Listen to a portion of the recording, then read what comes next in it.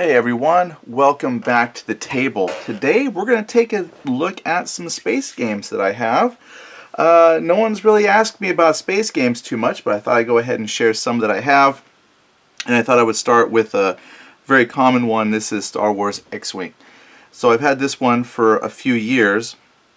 I got this when the first edition came out, the very first one came out. Got it so I could play with my son. We liked it.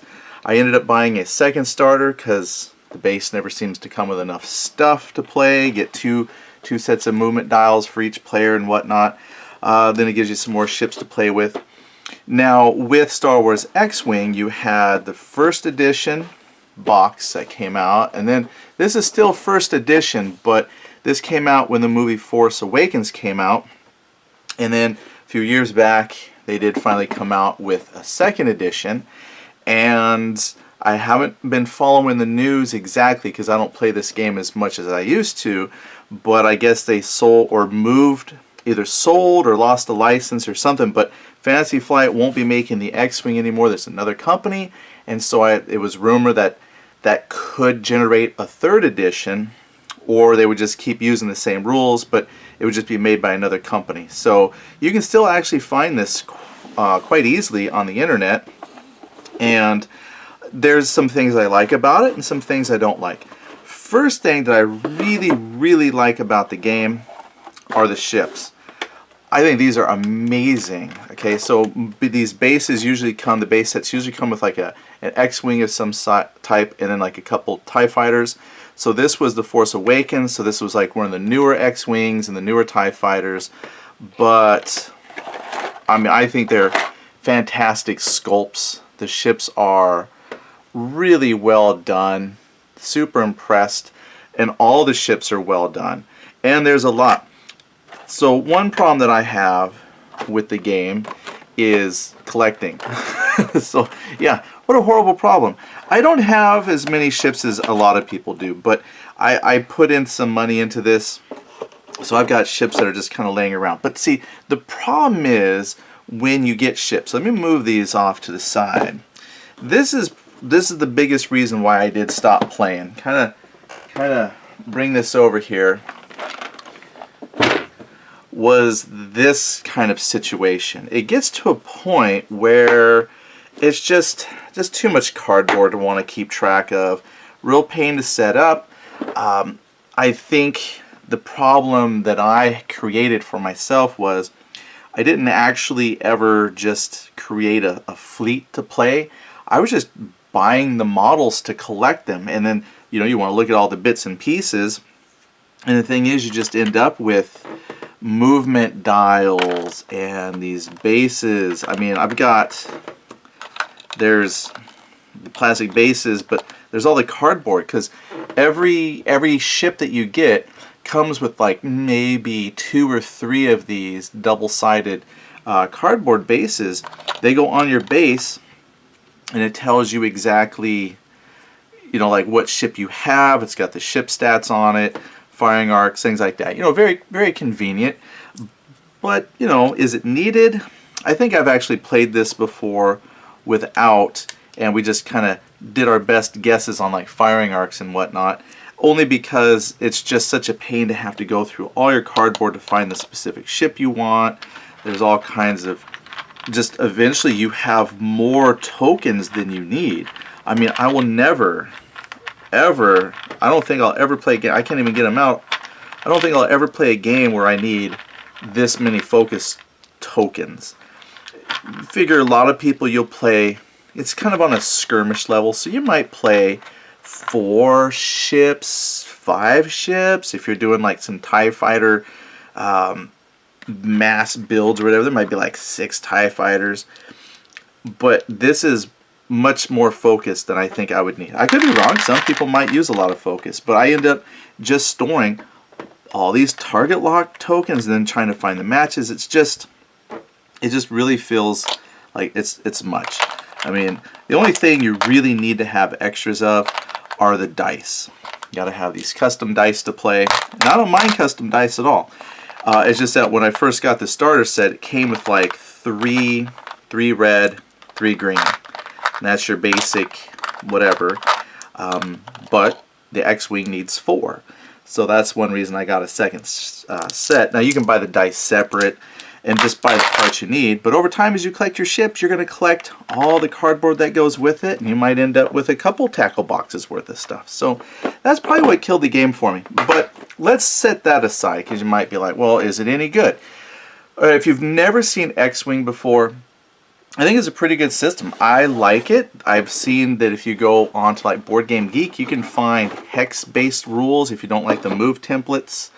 I just picked up the 2nd edition, played a game with a friend, and he was like, yeah, I can do without. But, you know, it's not bad. I think I put all the movement down here. But overall, it's a simple system. And if you go with like just a starter set, you can actually get quite a few hours out of here. They got an escalation mode. There's things I really, really do like about the 2nd edition. So if you set your cardboard problems aside, like sometimes I do, if we just set that aside and just look at the game itself, is really good. The 2nd edition is the way to go. So here's the thing, if you get into this, the 1st edition game is not compatible with the 2nd edition game, and then you're going to have to buy conversion kits if you do find, because I'm finding that some 1st edition stuff is really good prices for the ship models and things, and if you just play 1st edition rules, you're going to be fine. But if you want to upgrade, you have to get the conversion kits. So there's a little bit of investment of money if you decide to buy into 1st edition models in order to play, with your 2nd edition friends. So something to think about. But I do like that they upgraded these dials. I put the old movement dial away, but essentially, let me grab one because they're all right here. This was kind of based on the Wings of Glory system. It used cards, but what they did here was they got a movement dial. This is a 1st edition one, and you would just rotate through to find the maneuver you want. What they did with 2nd edition is it kind of flipped kind of how the dial works. I mean, it's essentially the same thing. It's just that now you can see all the maneuvers, and I like this. It's so much easier for me to look, decide what I want to do, and then just rotate to the maneuver I want. I'm done. I don't have to cycle through the maneuver dial 2 or 3 times to find what I want. Now, to be fair, the 1st edition rules, a lot of times you could find on a printout or something all the maneuvers that a particular ship could do, and then that might help you pick what you want. But this is a little bit more convenient. So that was kind of nice. I also liked that these little cardboard identifiers for the bases, they have a little bit more information on there to help you with your firing arcs. They didn't put all the ship stats because those can change. That was something that they did with 2nd edition, was they started to move a lot of data to online resources. That way they could update the game, make changes to point values and things like that, and you wouldn't have to worry about actually trying to change physical cardboard pieces to reflect the new numbers. So they have just some basic information you need on these to play. And again, you almost could play without these, but I do. I put them on. But again, you start to collect all your little cardboard focus tokens and things, and for someone who wants a clean gaming table, it starts to get kind of cluttered again. But the game itself works. All those little cardboard pieces are nice. They help. But I will show this as the last thing, though, that I thought was really, really good with the game. Was they've got these quick build cards, and these are fantastic. If you're someone who doesn't spend a lot of time studying the website, looking at card combinations, you're just maybe a casual player, this is so good to just say, hey, here's some potential TIE Fighter builds. I'm just going to grab Night Beast. Let me grab his Predator ability, hull upgrade, shield upgrade. I see that he's a power 2. Great. That means if I want to take him, do it on a one-on-one against an X-Wing. Okay, here's a couple X-Wing builds.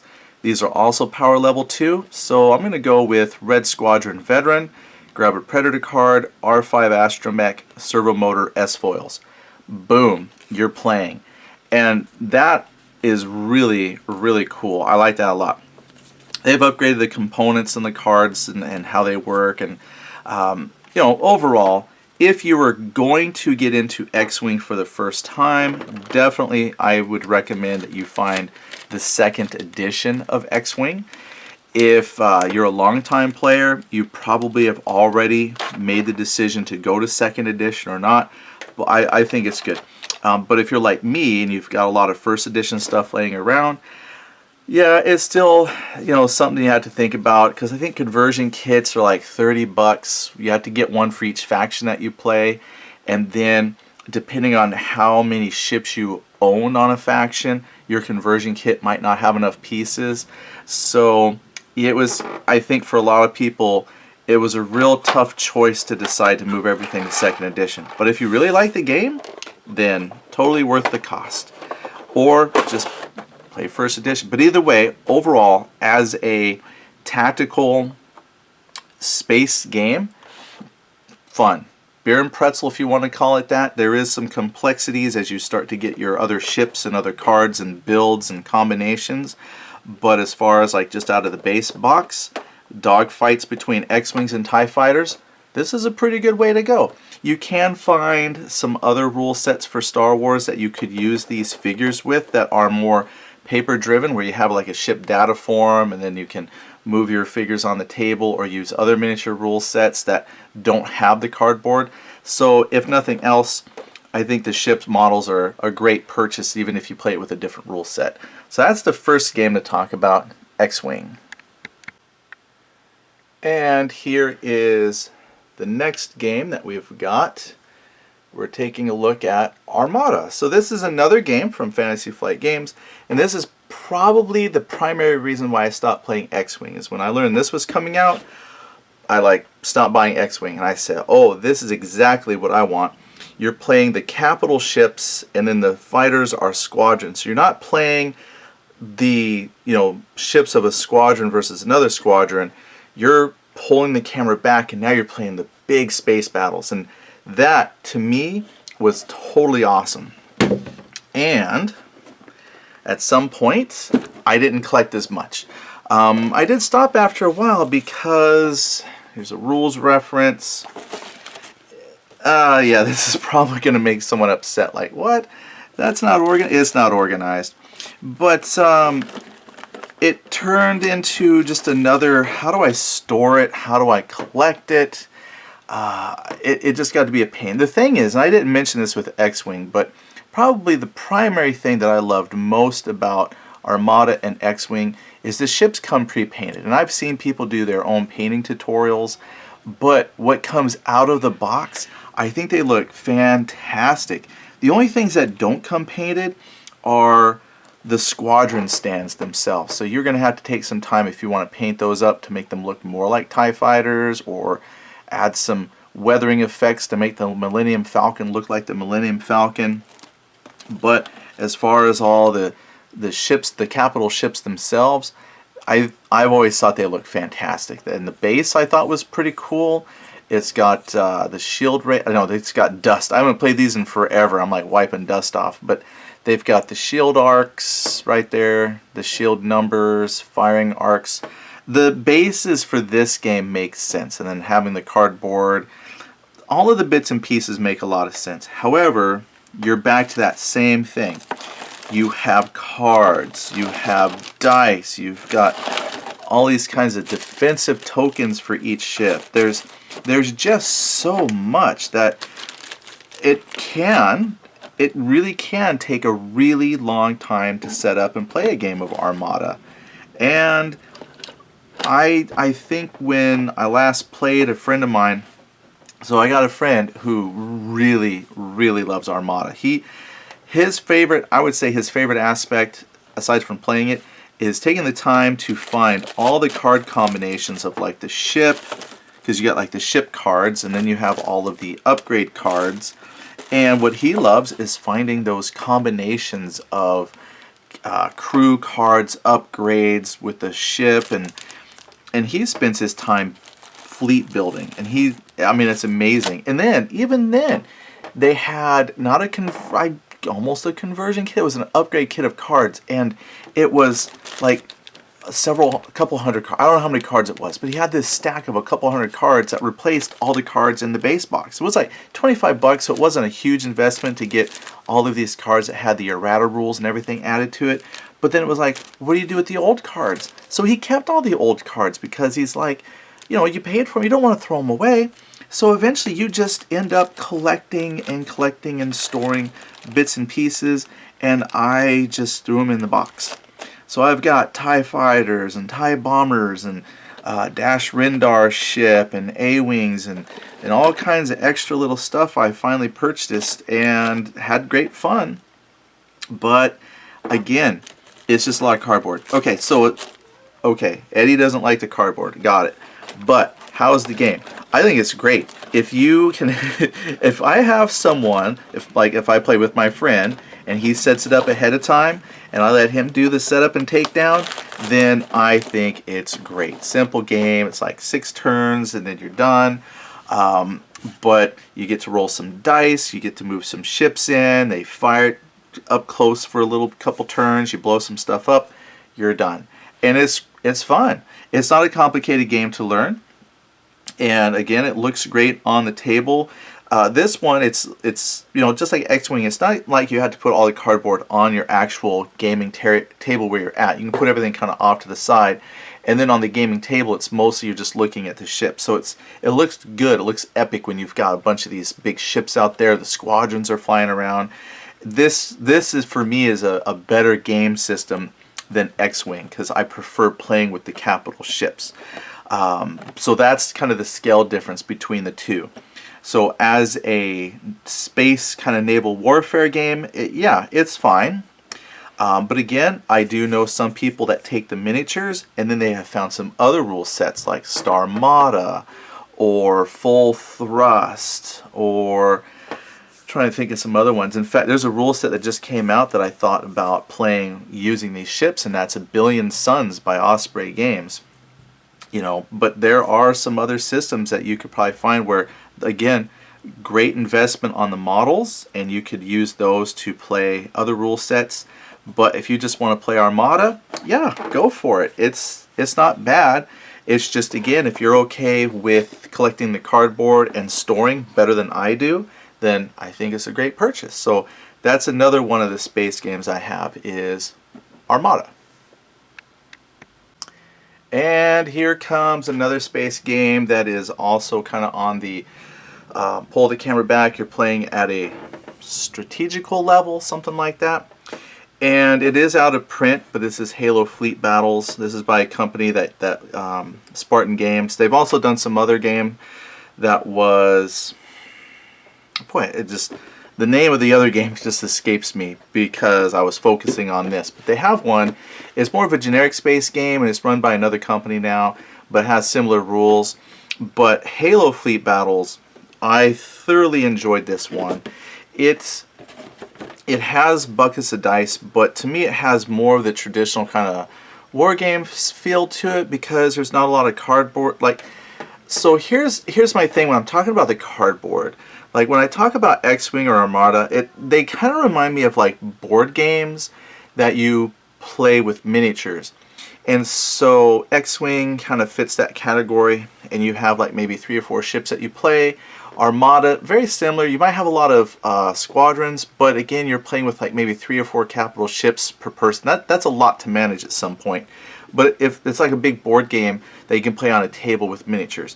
This is kind of going towards the more, what some people might call simulation, where it's not so much a board game, but it actually feels like a war game. A lot of dice rolling, and I know some people don't like dice rolling, especially with like exploding dice and things like that. However, I loved it. And let me move this off to the side. I never did paint the ships. If you ever watch my channel, you know I don't like to paint very well, but I wish this had stayed alive longer, because I got this when it did come out. I was happy to invest in it.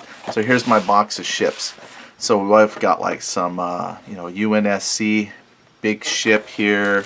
There's a big Covenant ship. Now these do come on bases, but what I thought was cool about this was, again, covered in dust. I don't play that often, but like with Armada, you had this big base that marked all the shields and stuff. Here, this is where it kind of feels a little bit more getting in line with like more war game kind of stuff. So you do have a base to hold the ship up, and it's got a little bit of information on the base, mostly for firing arcs, some shield data on it that probably can't see with a ship in the way. But to me, it was like this to me felt like a space game. I wish I could really convey to you what that means, but I enjoyed moving these around on the table because they're capital ships, but it's almost like they pulled the camera out just a little bit further back from Armada. So you've got a capital ship with escorts. The escorts can fit on the base, so you can visually represent the escorts and things like that. And when you put a bunch of these out, I mean, they look really nice on the table, and you get to worry about formations, and that's the thing, like with Armada, it definitely has a skirmish feel to it, where it's just I'm moving ships around, and you know, these guys can go totally far apart from each other. It's like almost dogfighting with these capital ships. But here you got to worry about formations. They have to be within a certain range of each other, and so like that's a group of ships, and then this guy might have a couple corvettes with him or something, and that's another formation that's moving.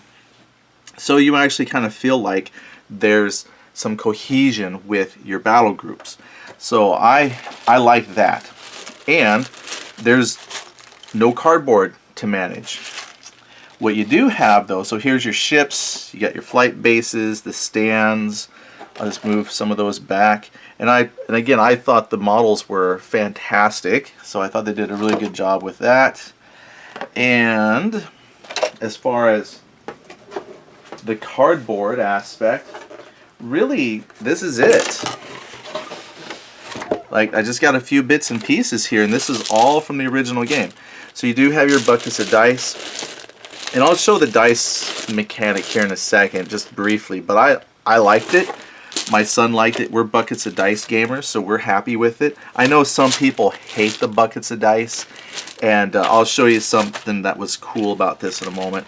Now, this does have tokens, so if you're going to say, oh, but Eddie, look at all the cardboard you have, this is a lot easier to manage, and they're universal tokens for the most part. Some of these represent your squadrons, so no, the base game box did not come with plastic squadrons like you would get with Armada, but before the company went out, you could actually pick up, I think they were probably cast in resin, but you could, if you wanted to, go to like Litco and get some flight stands with generic things on them. Plus there's a Facebook group that if you reach out to them, there are people who will do 3D prints for ships and things like that. So some of the stuff in here that were represented by tokens, some of the different fighter groups and stuff, you could get that in from Facebook or some other place that might print them. But the thing is that was cool, Armada was lacking some things like boarding parties, Marines, things like that. This has everything you could want in kind of a space game. You do have to worry about fighters and bombers and then escorts for the bombers, and you can send Marine boarding parties over to other vessels and things like that. It just has this epic feel to it, and your ships take damage, their performance degrades, and all it takes is a couple tokens to mark all of that. And then you have, instead of worrying about all kinds of cards to track all your information, basically every ship, it came with this base card. And I know there's some floating around, people have done some updates to this, but I'm sure if you could play the game if you got your hands on this just fine with just what's here. You don't have to worry about updating stats or anything, because it plays amazingly well without any changes. And this is it, everything you need. If I want to know what this ship does, here's all the stats. And then if I had like a damage token on there, there's some rules that you can manage as far as damage and things like that. But again, you don't need a lot of cardboard. That's why this game to me was great. Looks good on the table when you have a bunch of ships out. Easy to manage, easy to track, and all your ship information you need is right here on this ship data card. And so if I had two of these Epoch heavy carriers, I wouldn't need two sheets. I don't need to buy two of these things, right? I just have to refer to this one, and then the tokens that you might stick onto the base will refer to you what damage effects you have. And the rule system, I mean, even the book is a nice book. It seems thick, but it's written really well. This is like a fantastic looking rule book, and again, if you go to the Facebook group, I think they've even taken the time to kind of rewrite the rules and update them with some house rules and tournament rules that players have come up with. But again, right out of the box, completely playable game. And what's cool was you had this firepower rating table to determine a lot of your combat. Basically, your default roll is a combat level of 4, and then certain things that you do will either increase or lower your combat rating. And then you have your combat dice, and I love these dice. So basically, your ship will tell you like how many dice you roll. Let me just move this for a second here. Blah. And based on that chart, your combat level might say, okay, if you're at the basic combat level 4, it says that if you roll a 2, that counts as 2 successes. If you roll a 1, that's a 1 success. And then if you can re-roll 1 of these misses for every 2 that you got. So since I got 1 here, on a 1-to-1 basis, I could roll it, and I can't re-roll a skull. But if you get a 5, then you could, combat level 5, you could do that. So this is what the exploding dice system was. So if I were to re-roll these, and if I rolled another 2, I could re-roll. But the complaint I think that came with the other game system of this, which I don't know why it's not coming to the top of my head, but there was no limit to the amount of dice that you could roll. So the complaint that I read a lot of was if you had like a small corvette shoot a battleship and it actually did some damage, and then you started rolling your dice and you started getting a lot of the exploding dice effects, you would just keep adding more dice. So eventually your one little corvette could get a lucky shot and destroy a capital ship. Here, your rerolls are limited by the number of dice you started with.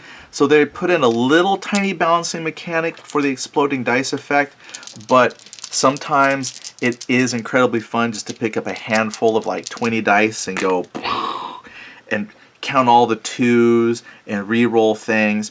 It's very fun. Then it's got, you know, ship weapon systems like, you know, you're shooting down missiles, you have point defense shields and things like that. It's a really fun game. And you do have some commander cards, and there are some generic ones you can print out off the internet. But this was even kind of a cool aspect. You had like a fleet commander, and you have these faction dice. So if I was rolling the UNSC guy, you roll some dice, and there's abilities. So based on the symbol that you got, you like stay heavily focused, costs 1 lightning bolt. Or if I want to do special orders, I would have to have rolled 2 shields and a helmet. But this gives you some things that are special to this guy, Michael Stanforth, and would allow him to affect the battle, just kind of based on some dice rolls. And it's also, you use these dice to determine initiative.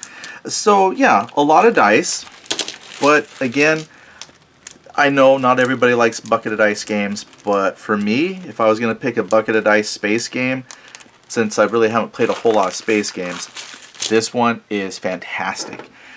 So, yeah, if you can find this, I've been looking for a long time. Sometimes you can find one on eBay, but the price to pick this up it's a lot in some cases. But yeah, if you can get your hands on this one, I don't think you'd be disappointed. I think you might have a lot of fun with this if you like buckets of dice. If you don't like bucket of dice mechanics, yeah, you're probably not going to like this one. But yeah, if you can find someone to play it with, I would do it. Oh, try Tabletop Simulator. I think Tabletop Simulator has a Halo Fleet Battle mod that you can get, and then you can play it. Alright, I got one more to show you, so I'll be back in just a moment. Alright, last one to talk about. This is Dropfleet Commander. This game is really good. So this takes your simulation level up from Halo. So if we were going to look back, X-Wing and Armada are great kind of, they're like arcade-ish type of games. They're good, beer and pretzels, fun. Halo takes the gaming a little bit more towards the wargaming side of things. And then Dropfleet Commander, this is definitely going to give you kind of a simulationist feel. Now, I'm still going to say that with a grain of salt because the complexity of the game itself is not very difficult, but it just kind of has an actual tactical feel to it. And I'll kind of talk about some of those mechanics here in a moment. But this is the 2-player starter box. There may be new 2-player starter boxes. I got this a couple years ago, and this had these weird aliens and against these really cool, oh, there's a penny, Earth-looking ships. And I've got the ships set aside, but it also has the concepts of like some fighter squadrons that you can launch, missiles, shuttles, and things. And this has some cardboard tokens. But this game is currently in print from TT Combat. I believe is still doing it. It was Hot Games, but I think they sold the manufacturing and distribution to TT Combat. That way, the guy who is working on this game could really focus on developing the game instead of running the business. But they're really these big epic kind of resin ships, and the ships, when they come on a sprue, a set of sprues, there's like maybe 2 or 3 variants per ship, so you have to pick the variant you want. And the game does play kind of as a what you see is what you get, but again, you know, you can proxy all you want, and bits and pieces are starting to fall off, but it's really good. This was some starting statistics for the ship. There's a fast play sheet. I got some fast play rules here I set somewhere. You've got these little cutout things that you can lay on your maps to represent cities. Because with this game, the idea is you're playing the planetary invasion forces, and your ships are fighting over planets, and then you're trying to capture cities. And so this actually has where you can send down Marines and boarding parties and things like that to capture cities. And then you got tokens to represent, there's like the industrial complexes you can take over, and then this does have some counters to represent fighters and tanks and ground forces.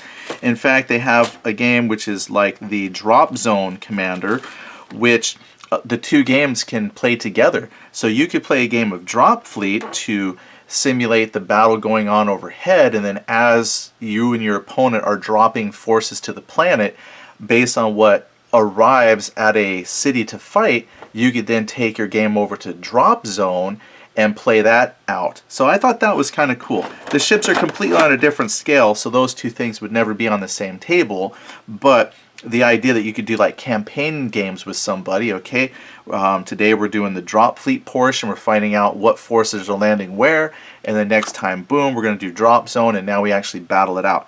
So that's kind of neat. You don't have to play it that way. This has rules for doing your own combat and stuff like that, all from Dropfleet, but the focus is, again, on the ships. So I'm going to set this aside because that's kind of empty. Now the rule book, this I thought was a fancy rule book, but it comes in a box. And yeah, this is not what I was expecting from a rule book. It's kind of cool, but you know, it's kind of big. But what's neat is this rule book has so much fluff. It's got close-ups of ships and a whole lot of just story. Here's a bunch of ship stats for you to look up and write down. I actually found some resources online where it puts a lot of the ship stats on paper. You just print out, and then you know your ship. This represents your ship. So there's not a lot of pieces you put on the table, but you might have your ship stats off on the side. And again, this is dealing with capital ships. But the rules themselves are actually not that extensive. Yeah, see, this even talks about rules like with your campaign intermixing with Drop Zone. But let's see, the actual rules section. Yeah, the rules. There's a few pages, but they're really well written. Yeah, there's scenarios, rules. Yeah, so there's a few rules here. It's a small portion of the book. Again, most of the book is informational. So your rules, you know, a small section of rules, and the rest of the book is like fluff, ship stats, and things like that. So it's a really good read. And the ship models, again, I know you're going to hate the way I store things. I did start to paint some. Oops, there goes somebody's carrier. Here's a PHR. These guys are cool. They're They're the broadside gunboats people. Yeah, so was started to paint. And what I like on this game, and you don't have to use them, but I like them. Here's a ship. This was a battleship, if I remember right. But the base, and I was so proud, I painted the base. If nothing else, I painted the base. So proud of the way that turned out. Had to paint the gray. I put tape and everything. They don't come like that. They just come all black. But the bases come with two parts. There's, I wonder if I have one that's just, yeah, if I can get a ship ripped off of one here. Yes, here we go. Okay, I'm going to zoom the camera in. So this is actually really cool. Let's take a look at these bases for a second. Again, in order to cut down on like the cardboard and things that other games have, this was kind of cool because your base is an informational base. So if there's this black band here, that's in space. This mixture of white and black means you're like low orbit, and then this means white, you're down in the atmosphere. And so this base top has two notches, and the second notch corresponds with a color, and that tells you if your ship was firing, or one of these is like silent running, the black and blue. Anyway, I don't remember off the top of my head the colors, but the colors represent different statuses of your ship and in what orbit you did it in. So for example, if I'm in like low orbit and I fired my weapons, then this is designed to show me I'm in low orbit and I fired my weapons. And tracking what you've done with your ship as far as if you put it in silent running, this is what's so cool about Dropfleet Commander. When you have your ships out, they have basically like a radar signature, and then they have radars, because they're saying in this game that space has virtually no resistance or none at all, right? So if you fire a laser, lasers should go on forever. But when you play other games like maybe X-Wing or the Armada, they put these arbitrary distances on stuff. So when I'm measuring, again, it's like short measurements between the two ships. Like this might be long range. But what they're saying in Dropfleet Commander is there is no range, because you're using machines that have high-tech technology. They have things like radars. They can tell how far something is, right? And so when they shoot, there's unlimited range. However, what they've done to get around the range thing, and to me it's really cool, is they say you also have complicated electronic warfare, and you have radars and things that try to go around that. So this ship will have a signature it gives off, and then if it does certain actions, it expands the range of the signature. So this might be saying I have a signature of 8 inches, but if I fire, that extends the signature of the vessel out to like maybe 14, 15, 16 inches. So if I'm just moving the ship along, it reminds me of like outer space submarine warfare. And this game really kind of gives you that naval feel in space. It's really good for that.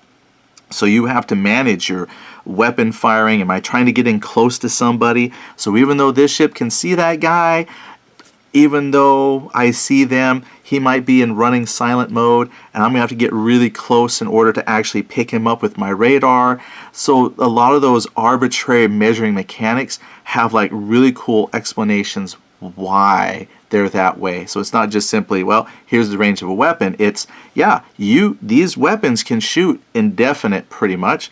It's just that the electronic warfare and the technology that the ships have to counteract all of that still creates those limitations of range.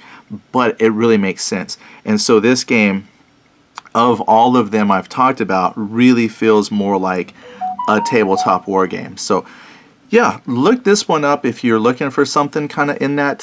Again, I use the word simulation-y, but I'm trying to contrast that to say the board game feel of Armada. But if you want something that feels more like a war game, definitely Dropfleet Commander fits that bill. Now, I've just shown you some of the miniature games I have. I have no board games of space warfare. I'll zoom that up so my hands aren't quite so. But I don't have anything. So I don't have Talon by GMT Games, but I have played some. Mostly what I've played in the past was Starfleet Battles. I like Starfleet Battles. I like the idea of you're managing maybe 1 or 2 ships, but you're the captain of that ship, and you're tracking every little bit of damage that hits that ship, marking off every box, and you're painstakingly keeping track of your energy and if you're taking damage to the nacelles and power management, all that stuff is really cool. Star Trek FASA, there was a couple people that made Star Trek games. You had Armadillo Design Bureau, which did the Starfleet Battles, and then when I was younger, I liked the game by FASA. It was the Starship Tactical Combat Simulator. I liked it because it included the new stuff. They actually got licenses from like Paramount, so they could do Next Generation, whereas the Amarillo Design Bureau, they're on the old generation stuff. So they've included a lot of new ships to make it, seem like there's a lot. They've created carriers, and they're like the advanced squad leader of Star Trek kind of space combat games. They're huge rule booklets, lots of stuff you can get for it, but none of it's like next generation stuff, and I liked some of the new stuff. So for me, I did enjoy Starship Tactical Combat Simulator. Another space game I had, there was like the Star Blazers Fleet Battle System was cool. That one was really neat because it had these awesome ship diagrams that showed like top-down drawings of the ships and all the weapons and things, and that was a pretty good game too. But I am going to pick up the Federation Commander. That one, I don't know a whole lot about it, but I hear it's a simpler form of Starfleet Battles. Maybe simpler isn't the best word, but like a streamlined. It also has a lot of content, but I'm told it's more accessible and quicker to get to the table and play, but still has that Starfleet Battles feel to it. So that I will get, and I will show that when it comes in. But other than that, I have no board games, just a few space miniature rule sets. And that's some of the ships there for Dropfleet. I'll just stick that on there. And that is some of the rule sets I have for space games. So go ahead, share some comments. What are you playing? What's a space game you're playing? Are you playing miniatures? Are you board games? What's your thing? And I will talk to you all later. Thanks for watching. Bye.